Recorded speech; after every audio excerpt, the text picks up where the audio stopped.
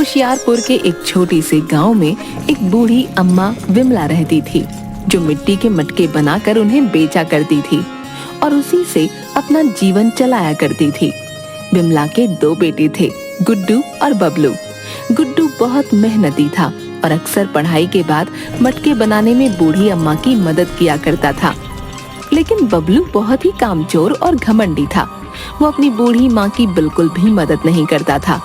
एक दिन विमला बहुत बीमार पड़ गई। अरे मेरे बच्चों, अब मैं बहुत बूढ़ी हो गई हूँ। मुझसे अब ये मिट्टी के घड़े नहीं बनाए जाते और ना शहर जाकर बेचे जाते हैं। तुम दोनों अब बड़े हो गए हो। मैं चाहती हूँ कि तुम दोनों ही अब मिट्टी के घड़े बनाया करो और शहर जाकर अच्छे दाम में बेचा करो।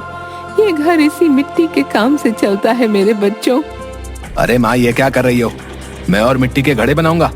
बिल्कुल नहीं, ये छोटा काम मुझसे नहीं होगा। मैं कुछ बड़ा करूंगा, समझी? ये है ना तुम्हारा गुड्डू, ये बनाएगा तुम्हारे मिट्टी के घड़े। अरे बबलू बेटा, कोई भी काम छोटा या बड़ा नहीं होता। आखिरकार मैंने भी तो अब तक इन्हीं मिट्टी के घड़ों को बनाकर तुम्हें इतना बड़ा किया है। जब तुम अच्छे से मिट्टी के घड़े बनाकर बेचोगे तो तुम्हें जरूर सफलता मिलेगी। नहीं माँ, ये सब बातें मैं नहीं जानता। मैं ये मिट्टी के घड़े नहीं बनाऊंगा बस। इसके बाद बबलू वहाँ से चला जाता है। क्या तुम्हें भी कोई दिक्कत है बेटा इन मिट्टी के घड़ों को बनाने में? ये बबलू तो मेरी कभी नहीं सुनता है। नहीं माँ, बिल्कुल भी नहीं। मैं ये अच्छे से जानता हूँ कि तुम्हारी अब तबीयत ठीक नहीं रहती, इसीलिए तुम हम दोनों भाइयों को बोल रही हो। तुम चिंता मत करो, मैं मिट्टी के घड़े बनाकर उन्हें शहर जाके बेच दिया करूंगा। मुझे पता है बेटा, तू मेरा लायक बेटा है।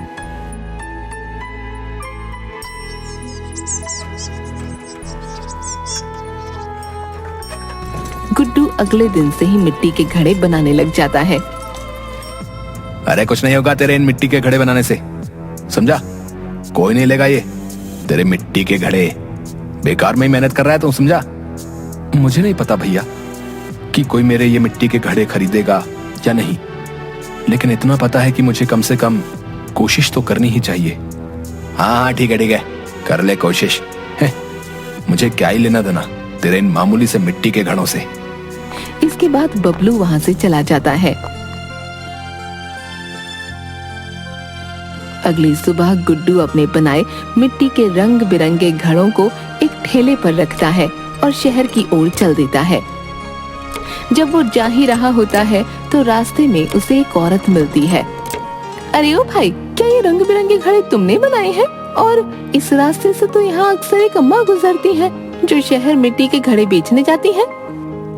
हाँ, ये रंग बिरंगे घड़े मैंने ही बनाए हैं। यहाँ से जो अम्मा मिट्टी के घड़े लेकर जाया करती थी ना, वो मेरी माँ है। अब उनकी तबीयत ठीक नहीं रहती, इसलिए अब मैं ही ये मिट्टी के घड़े बनाया करूंगा और शहर लेकर जाया करूंगा। अच्छा ठीक है भाई, मुझे भी एक मिट्टी का घड़ा दे दो। गुड्डू उसे अपना बनाया सबसे सुंदर घड़ा देता है। मेरे पास पैसे तो नहीं है भाई। ठीक है बहन, कोई बात नहीं, तुम इसे रख लो। ये मेरे हाथ का पहला बनाया घड़ा है। जब तुम्हारे पास पैसे होंगे तब तुम मुझे दे देना। तुम्हारा बहुत बहुत धन्यवाद भाई। इसके बाद वो औरत वहाँ से चली जाती है। मेरे प्यारे देशवासियों, घड़े ले लो, मिट्टी के रंग बिरंगे घड़े ले लो, सुंदर सुंदर घड़े ले लो। लेकिन पूरा दिन बीत जाता है और गुड्डू का एक भी घड़ा नहीं बिकता। गुड्डू शाम को बड़ी उदासी के साथ अपने घर जाता है।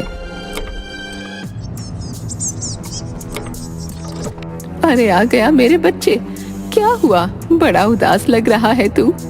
माँ, मैंने इतनी मेहनत से ये सारे घड़े बनाए हैं, लेकिन आज इनमें से एक भी घड़ा मेरा नहीं बिका। सब लोग आते और मेरे घड़ों को देखते, लेकिन कोई भी खरीदता ही नहीं। तो क्या हुआ मेरे बच्चे, कल बिक जाएंगे। इतनी जल्दी मायूस नहीं होते। मुझे तुझ पर पूरा विश्वास है मेरे बच्चे। अपनी माँ की ये बात सुनकर मैं और मेहनत करूंगा और ज्यादा अच्छे घड़े बनाऊंगा, फिर वो घड़े लोगों को जरूर पसंद आएंगे। हाँ मेरे बच्चे। गुड्डू फिर से मिट्टी के घड़े बनाने लग जाता है और अलग अलग रंग के घड़े बनाता है। इस बार गुड्डू अपने हाथों से उन मिट्टी के घड़ों पर बहुत सुंदर सुंदर चित्रकारी भी करता है। अगली सुबह गुड्डू फिर से अपने ठेले पर सारे मिट्टी के घड़े रखता है और शहर जाते हुए वही औरत उसे फिर मिलती है। भाई, तुम्हारा बनाया मिट्टी का घड़ा वाकई काफी पसंद आया मुझे। तुम मुझे एक और घड़ा दे दो, लेकिन आज भी मेरे पास पैसे नहीं हैं। क्या सच में बहन, तुम्हें मेरा बनाया मिट्टी का घड़ा पसंद आया? कोई नहीं, तुम आज भी मुझसे घड़ा ले सकती हो। और गुड्डू उसे एक घड़ा दे देता है। उसके बाद गुड्डू शहर पहुंचते ही फिर से जोर जोर से चिल्लाने लगता है, मेरे प्यारे देशवासियों, घड़े ले लो, सुंदर सुंदर रंग बिरंगे घड़े ले लो। कि तभी गुड्डू के पास एक आदमी आता है। अरे ओ भाई, बड़े रंग बिरंगे घड़े बेच रहे हो, जरा एक घड़ा देना तो। हाँ हाँ, क्यों नहीं भाई, अभी दे देता हूँ, ये लीजिए। आदमी गुड्डू से वो घड़ा लेता है और गुड्डू को कुछ पैसे देता है।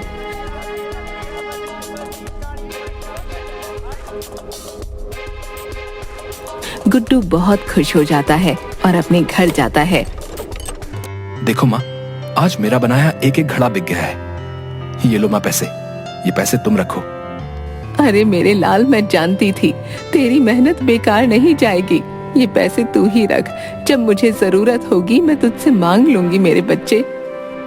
ठीक है माँ, तुम कहती हो तो रख लेता हूँ। कि तभी वहाँ पर बबलू आ जाता है। माँ, मुझे थोड़े से पैसे चाहिए, मेरे कुछ दोस्त घूमने शहर जा रहे हैं, मैं भी उनके साथ जाना चाहता हूँ। अरे क्या पागल हो गया है रे तू? आखिर तुझे ये नहीं दिखता कि तेरी माँ मिट्टी के घड़े नहीं बनाती है? मैं तुझे पैसे कहाँ से दूं? एक तेरा भाई है जो दिन रात मेहनत करता है और एक तू है कि कुछ नहीं करता। बबलू को अपनी माँ की ऐसी बातें बिल्कुल भी पसंद नहीं आती। ठीक है ना माँ, पैसे नहीं देने तो ठीक है, मत दे, लेकिन जब देखो गुड्डू गुड्डू लगा रखा है, मैं भी देख लूंगा कोई अच्छा सा काम जल्दी, तब नहीं मांगूंगा तुमसे पैसे। इसके बाद बबलू वहाँ से चला जाता है, लेकिन बबलू को ये बात बिल्कुल पसंद नहीं आई। जब देखो माँ उस गुड्डू की ही तरफदारी करती रहती है, उस गुड्डू का तो कुछ करना ही पड़ेगा। रात को जब गुड्डू और उसकी माँ सो रहे थे, तो बबलू चुपके से वो सारे पैसे गुड्डू की अलमारी में से चुरा लेता है। अगली सुबह गुड्डू फिर से शहर जाता है, तो उसे वही औरत मिलती है। भाई, मुझे तुमसे फिर से एक घड़ा चाहिए। आज ये 5वां घड़ा है। आखिर तुम इतने घड़ों का करते क्या हो? तुम रोज एक घड़ा लेती हो, लेकिन क्यों? समय आने पर बता दूंगी भाई। ठीक है बहन, जैसी तुम्हारी मर्जी। और गुड्डू उस औरत को एक और घड़ा देता है और आगे चला जाता है। शहर पहुंचकर गुड्डू घड़े बेचने लग जाता है। काफी देर बाद भी कोई उसके पास घड़ा लेने नहीं आता। अब गुड्डू रोज घड़े बनाकर और उन्हें लेकर शहर जाता, लेकिन कोई उसके घड़े नहीं खरीदता। गुड्डू बहुत दुखी हो जाता है। उसके पास एक भी पैसा नहीं था। गुड्डू अपनी अलमारी में देखता है, जहाँ उसने अपने पैसे रखे थे, लेकिन उसे मिलते नहीं हैं। न जाने मेरे पैसे कहाँ चले गए हैं। अब मैं क्या करूंगा? घर पर तो कुछ खाने का सामान ही नहीं है। माँ और भाई को अब क्या खिलाऊंगा? अरे ओ भैया, सुना है तुम बहुत रंग बिरंगे सुंदर सुंदर मिट्टी के मटके बनाते हो, हैं? मुझे 500 मिट्टी के मटके चाहिए भैया, लेकिन सिर्फ कल सुबह तक ही चाहिए। बोलो, क्या दे सकते हो क्या? हाँ हाँ भाई, क्यों नहीं, मैं कल सुबह तक पूरे 500 मटके बना दूंगा। ठीक है भाई, मैं कल सुबह आऊंगा। ठीक है, तुम पूरे 500 मटके बना के रखना। और वो आदमी वहाँ से चला जाता है। जिसके बाद गुड्डू बहुत मेहनत से मिट्टी के रंग बिरंगे घड़े बनाने लग जाता है और पूरे 500 घड़े बना लेता है। ओह, लगता है ये गुड्डू फिर से कुछ करने जा रहा है और माँ के सामने फिर से अच्छा बन जाएगा। नहीं, मैं ऐसा नहीं होने दूंगा। और रात को जब गुड्डू और माँ सो रहे थे, तो बबलू गुड्डू के बनाए कई मटके तोड़ देता है। अगली सुबह गुड्डू उठता है और देखता है कि उसके बनाए 500 मटकों में से काफी घड़े खराब हो चुके हैं। अरे ये कैसे हुआ? अब मैं क्या करूंगा? एक आखिरी रास्ता दिखाई दिया था कुछ पैसे कमाने का। अब कैसे इतनी जल्दी इतने सारे घड़े बनाऊंगा? जिसकी बात वो और दुखी हो जाता है। फिर गुड्डू के पास वही औरत आती है जो गुड्डू से घड़े लिया करती थी। मैं कई दिनों से तुम्हें रोज देखती हूँ, लेकिन तुम दिखते ही नहीं हो, इसलिए मैंने सोचा कि तुम्हारे घर ही आ जाती हूँ। क्या बताऊं बहन, कुछ दिनों से एक भी घड़ा नहीं बिकता, जिसकी वजह से मेरे पास एक भी पैसा नहीं है। घर में बीमार माँ है और भाई है। आगे कैसे होगा कुछ समझ नहीं आता।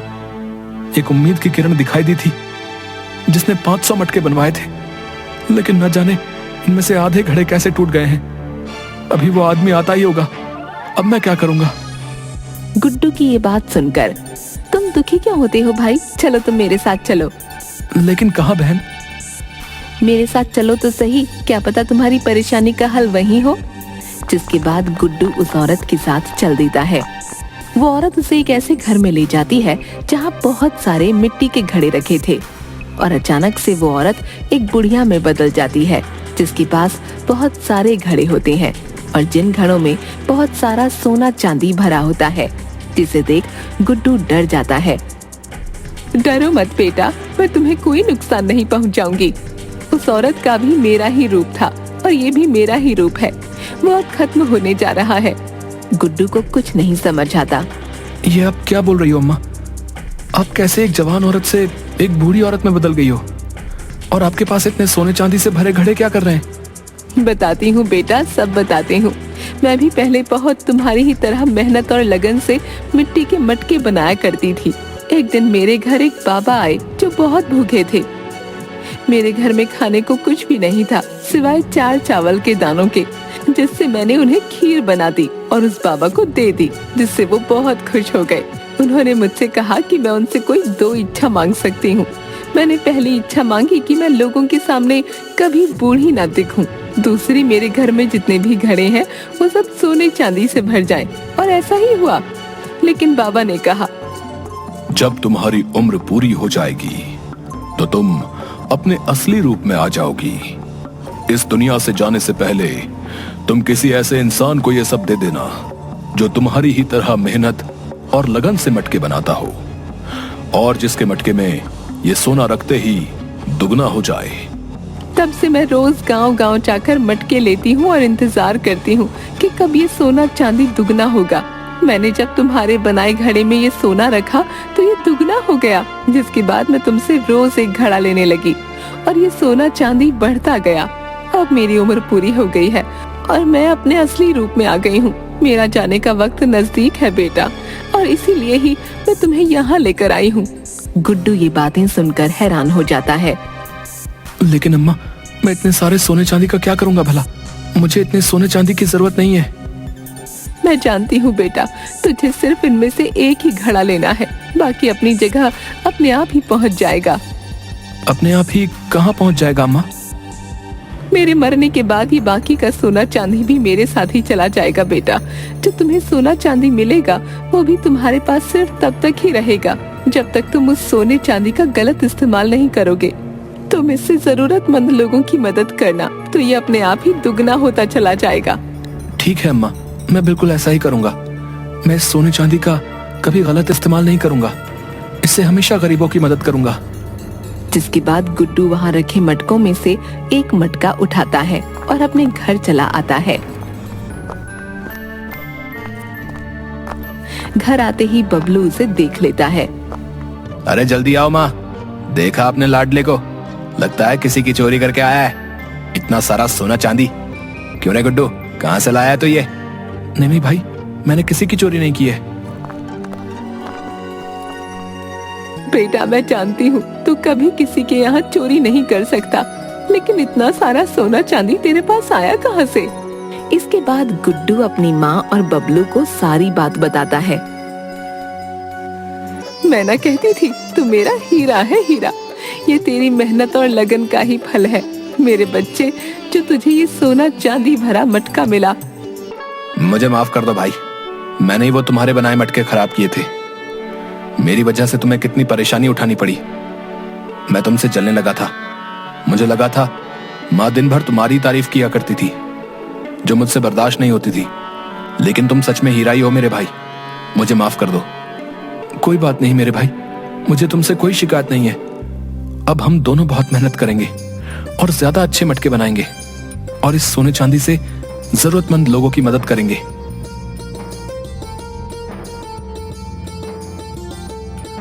इसके बाद से ही गुड्डू गांव में सभी जरूरतमंद लोगों की मदद करने लगा और अपने माँ और भाई के साथ खुशी खुशी रहने लगा।